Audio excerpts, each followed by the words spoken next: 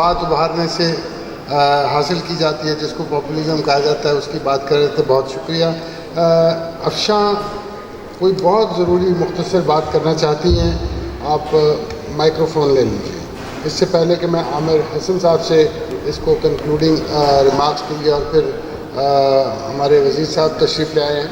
अफशां साहब, मुझे सिर्फ इतना कहना है कि काशी साहब की बात से मुझे पोलिटिकल लीडर्स बैठे हुए हैं, सोशल इकोनॉमिस्ट बैठे हुए हैं, सिविल सोसाइटी बैठी हुई है, पंजाब के मुख्तलिफ डिपार्टमेंट्स के जो हमारे कारकुनान हैं वो बैठे हुए हैं, अहदेदार बैठे हुए हैं। मेरी तरफ से सबको अस्सलाम वालेकुम, गुड आफ्टरनून, सत श्री अकाल एंड नमस्कार। सबसे पहले तो पीटर जैकर साहब, मैं आपका शुक्रिया अदा करता हूँ। बहुत ही अहम टॉपिक है जिस पर आपने बात की, और मैं जितने भी हमारे पैनलिस्ट यहाँ पे मौजूद थे, मैंने सबकी बातें सुनी। एक चीज़ तो हकीकत है कि हालात, अगर हम ये कहें ठीक है तो हालात तो ठीक नहीं है, चीज़ें तो ठीक होने वाली हैं। इसीलिए मेरा डिपार्टमेंट, हुकूमत पंजाब, हुकूमत पाकिस्तान, रियासत पाकिस्तान बार बार, चाहे वो नेशनल एक्शन प्लान हो, चाहे वो हमारा जो प्लान ओवरऑल बना पाकिस्तान के हवाले से पैगाम पाकिस्तान, उसकी बात करें, चाहे इंटरफेथ थामने की बात करें, सब मिलके एक ही बात कह रहे हैं कि पाकिस्तान के अंदर जो आपकी ऑर्गेनाइजेशन है जिस पे आप सोशल जस्टिस की बात करते हैं कि पाकिस्तान के अंदर हमने कोई एग्जिस्टेंस को फ़रोग़ देना है, पाकिस्तान के अंदर हमने इंटरफेथ थामने को फ़रोग़ देना है, पाकिस्तान के अंदर जो इंतहा पसंदी का मनफी असर है इस माशरे के ऊपर, इसको हमने एड्रेस करना है। और ये कोई इतना आसान काम नहीं है। पार्टीशन और उससे पहले हमारी डेमोक्रेसी को एक चीज़ ने हाईजैक किया जिसका नाम है पॉपुलिज्म, राइट विंग पॉपुलिज्म। और फिर हमने ये देखा कि वो राइट विंग पॉपुलिज्म जो है भुट्टो साहब के लेफ्ट विंग पॉपुलिज्म के साथ और फिर जनरल ज़ियाउल हक और मुमताज़ जुड़ते थे। अब वो हमारी सियासी जमातों का मंशूर बन चुका है। और ये बहुत सिंपल सी बात है कि जब आप किसी पॉलिटिकल करेंसी को गेन करना चाहते हैं और राइट विंग बयानियों को इनकलकेट करना चाहते हैं, चेहरा है वो जनरल ज़िया से बहुत पहले, इधर का बुल्ला भी उससे लड़ रहा था, इधर का शाह हुसैन भी उससे लड़ रहा था, इधर का सूफी भी उससे लड़ रहा था, वो बात कर रहा था। ये जनरल ज़िया ने जो उसलूब दिया है, जब तक आप उस पर बात नहीं करेंगे तो कैसे आप फैसला करेंगे?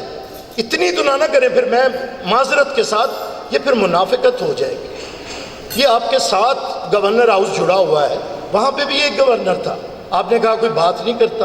वो माइनॉरिटी की एक खातून के लिए गोलियों का निशाना बना है।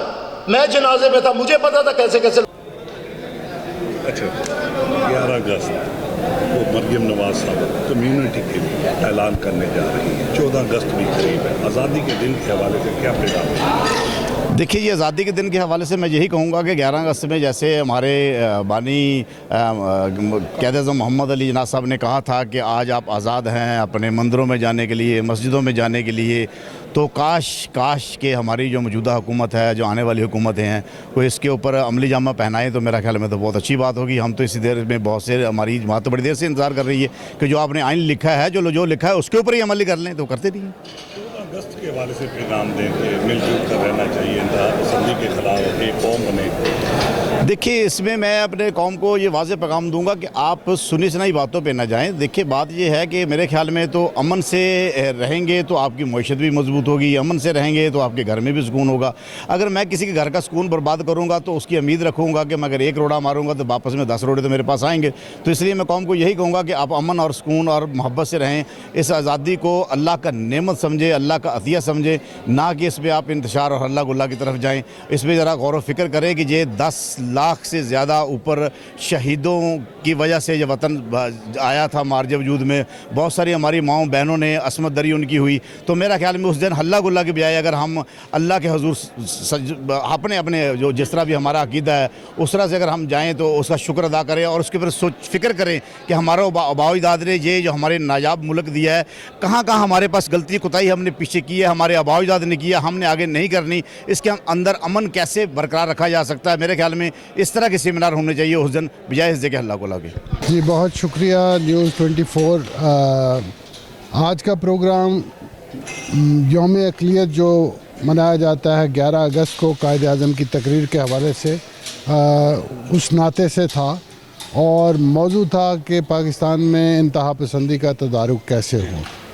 तो इसमें जो दानिश्वर हैं उसातिज़ा, उनकी तरफ से सहाफ़ी, वकला, सियासी कारकुन, मजहबी रहनुमा, हमने नुक्ता नज़र इकट्ठा करके कोशिश की कि इसके ऊपर सोच विचार की जाए और इस मसले के हल के लिए जो इक़दामात ज़रूरी हैं अवामी सतह पे, हुकूमती सतह पे, उनको सामने लाया जाए। जी बहुत शुक्रिया। शफ़क़ मिन्हास मेरा नाम है, और 14 अगस्त के साथ साथ क्योंकि 11 अगस्त का मौका भी है, माइनॉरिटी डे है, तो इससे हमें अपने झंडे के वाइट को नहीं भूलना चाहिए, जो इसमें सफ़ेद रंग है जो माइनॉरिटीज़ को रिप्रेजेंट करता है। आई थिंक उसकी अहमियत उतनी ही है जितनी कि हमारे सब्ज़ रंग की है हमारे झंडे के अंदर। तो एक साथ रहें, मिल के रहें, तो उससे खूबसूरत जगह क्या ही होगी। पाकिस्तान वैसे भी बहुत खूबसूरत मुल्क है। शुक्रिया।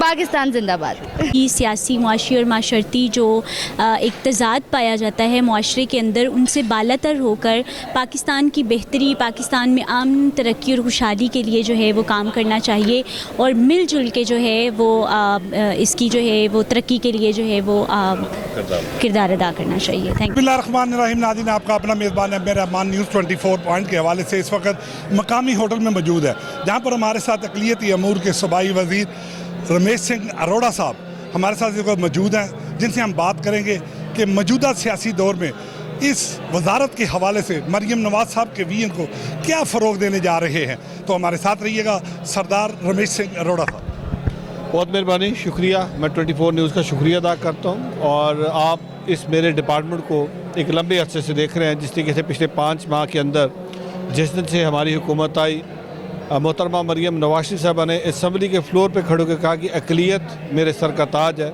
और मेरा ये ख्वाब है कि जब अक़लियत रात को सोए तो उसके अंदर डर और खौफ की फ़ज़ा ना, उस फ़ज़ा से बाला तौर को सोए। तो मेरे लिए वो एक मिशन है, उस मिशन को मेरे डिपार्टमेंट ने अचीव करना है, उसके लिए हम दिन रात काम कर रहे हैं। और पिछले 5 महीने के अंदर आपने देखा जिस तरीके से मोहतरमा के उस ख्वाब की ताबीर देने के लिए हम काम कर रहे हैं। इस दफ़ा मोहतरमा ने मेरे डिपार्टमेंट को, मेरा जो डिपार्टमेंट का बजट है उसको तकरीबन 188% बढ़ा के दिया। हमने जो स्कॉलरशिप्स हैं बच्चों के लिए मैट्रिक से लेके PhD तक, उनको डबल किया, उनकी अमाउंट को डबल किया। इसी तरीके से जो रिलीजियस फेस्टिवल्स पे हम ग्रांट देते हैं उसको तकरीबन 600% बढ़ा दिया। जो माइनॉरिटी डेवलपमेंट फ़ंड है उसको हमने आलमोस्ट 100% बढ़ाया, 1.3 से बढ़ा के 2.5 बिलियन कर दिया। ये तो एक अपनी तरफ रहे, लेकिन सबसे बड़ा काम हम जो करने जा रहे हैं, हम अक़लियत के अंदर जो एक अदम तहफ़्फ़ुज़ था, उनके अंदर एक शिकार थे कि यहाँ पे हम सेफ़ नहीं है, प्रोटेक्टेड नहीं है, हम दिन रात उस पर काम कर रहे हैं। हम उस माइंडसेट के ख़िलाफ़ है जो माइंडसेट इस परचम के साए तले हम एक है, हम एक को कॉम्प्रोमाइज़ करता है। हमारी लड़ाई उस माइंडसेट के ख़िलाफ़ है। हम अपनी अक़लियत को तहफ़्फ़ुज़ देते हैं। पिछले 5 माह में देखा, अगर कहीं पे वाक़या हुआ, सरगोदा का वाक़या हुआ, वहाँ पे फ़ौरन टीम पहुँची। मैं अप्रिशिएट करता हूँ इंतज़ामिया को, अपने पुलिस के RPO सबको, DPO सबको, वो वहाँ पे पहुँचे और ढाल बन के हमारी मसीह कौम को बचाया, उनको बड़े नुकसानों से बचाया। इसी तरीके से आप देख रहे हैं कि जहाँ पे भी वाक़या हुआ, फिर खुदा न खास्ता कोई सैनिटरी वर्कर की वफ़ात होती है, मैडम CM खुद गई हैं, अपने मिनिस्टर्स को भेजा है। इसी तरीके से शेखुपुरा के अंदर एक हमारी क्रिश्चियन बच्चों का हॉस्टल था, जो वहाँ के लोकल कब्ज़ा माफिया ने कब्ज़ा किया था, उसको वागुज़ार करवाया। जो गुरुद्वारा है सियालकोट वाला, वो एक लोकल पॉलिटिशियन था, उसने कब्ज़ा किया था, उसको वागुज़ार करवाया। झंग वाले गुरुद्वारे को हम बहाल करने जा रहे हैं, फैसलाबाद वाले गुरुद्वारे को बहाल करने जा रहे हैं। बाकी भी इस तरह के बहुत सारे जो मंदिर हैं उनकी रेस्टोरेशन के लिए CM साहबा ने एक ख़ुसूसी पैकेज दिया है, ताकि हमारी जो तारीख़ी इमारत है और वो हमारी माइनॉरिटी का एक विरसा है, उनकी कंजर्वेशन पे काम कर रहे हैं। सो 11 अगस्त को पंजाब असम्बली के अंदर एक सेशन होने जा रहा है, और ये जो सेशन है ये एक लैंडमार्क अचीवमेंट है मेरी गवर्नमेंट की। और उस दिन जो हमारी माइनॉरिटीज़ हैं उनकी कंट्रीब्यूशंस को एक्नॉलेज किया जाएगा, उनकी खिदमात को एक्नॉलेज किया जाएगा, और उसी सेशन के अंदर वे फॉरवर्ड निकाला जाएगा किस तरीके से पंजाब के अंदर अक़लियत को हम तहफ़्फ़ुज़ दे सकते हैं, उनको एक महफूज पंजाब दे सकते हैं, और उनके जो एहसास महरूमी और एहसास कमतरी उसको किस तरीके से एड्रेस करें। तो मैं चाहूँगा कि आप जब 11 अगस्त को आते हैं, वहाँ पे CM साहबा भी तशरीफ़ लाएंगी, कैबिनेट मिनिस्टर्स भी होंगे, एडमिनिस्ट्रेटिव सेक्रेटरीज भी होंगे, IG पंजाब और बाकी भी लॉ इन्फोर्समेंट एजेंसीज होंगी, और वहाँ पे हम उस दिन बैठ के अक़लियत दोस्त पंजाब की बात करेंगे, ताकि इस पंजाब को अक़लियत के लिए महफूज पंजाब और खुशहाल पंजाब बना जाए। इसमें कोई शक नहीं कि इस महकमे को ख़जाने पे इजाफी बोझ समझा जाता था। जब से आपने चार्ज संभाला तो बड़ा ज़बरदस्त आपने इस्टेब्लिश 14 अगस्त करीब है, आज़ादी का दिन है, इस हवाले से तमाम कम्यूनिटी को क्या पैगाम देंगे? एक ही पैगाम है, आएँ, अहद करें और मिल के इस पाकिस्तान को खुशहाल, खुद मुख्तार और ख़ुददार पाकिस्तान बनाए, बिला रंगो नस्ल, बिला मजहबी तकसीम, बिला फ़िरका तंजीम। हम तमाम पाकिस्तानी हैं, इस परचम के साए तले हम एक, और हम चाहते हैं कि दुनिया में इस परचम का वक़ार हो, पाकिस्तानी ग्रीन पासपोर्ट का वक़ार हो, दुनिया हमें एक खुद मुख्तार कौम, इज़्ज़तदार कौम से पहचान हो हमारी, और वो कुव्वतें जो पाकिस्तान को सिंगल आउट करती हैं, आइसोलेट करती हैं, डिस्टेबलाइज करती हैं, उनका जवाब एक ही है कि हमें एक हजूम नहीं, एक कौम बनना होगा, और 14 अगस्त को एक कौम बन के इस परचम के साए तले हम एक एक झंडा नारा लगाएं और इस पाकिस्तान को खुददार, खुशहाल और ख़ुद मुख्तार पाकिस्तान बनाएं। शुक्रिया। तो नाज़रीन, ये थे सरदार रमेश सिंह रोड़ा साहब, जिनका पैगाम था कि इस्तेकाम पाकिस्तान के लिए तमाम कम्यूनिटी को मिलकर काम करना होगा, तभी जाकर हम एक मजबूत कौम बन सकते हैं। इसी के साथ अपने मेज़बान एम ए रहमान को न्यूज़ 24 से